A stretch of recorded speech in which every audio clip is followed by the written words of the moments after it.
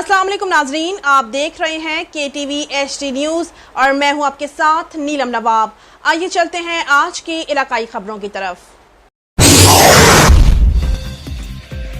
खबर शान करते हैं मुबारकपुर से। राव मोहम्मद नदीम की रिपोर्ट के मुताबिक मुल्क भर की तरह अहमदपुर शर्किया में भी यौम शहादत बेनज़ीर भुट्टो नहायत अकीदत एहतराम से मनाया गया।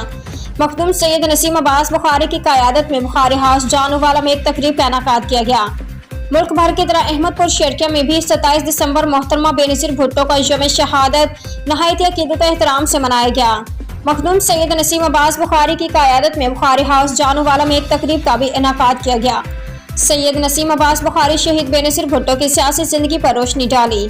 सैयद नसीम अब्बास बुखारी का शुरका को खिताब में कहना था कि 27 दिसंबर पाकिस्तानी कौम के लिए एक संजीदा और अवामी दर्द रखने वाली खातून शहीद बेनज़ीर भुट्टो की जुदाई का दिन है।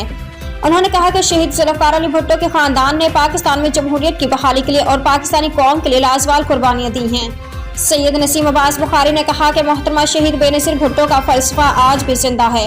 इस मौके पर पाकिस्तान पीपल्स पार्टी के सैकड़ों कारकुनान और जियालों ने शिरकत की। तकरीब के अख्ताम पर शहीद बेनज़ीर भुट्टो के दर्जात बुलंदी के लिए ख़ुसूसी दुआ भी कराई गई। नाजरीन, मजीद खबरों और अपडेट्स के लिए देखते रहिए KTV HD न्यूज़ पाकिस्तान।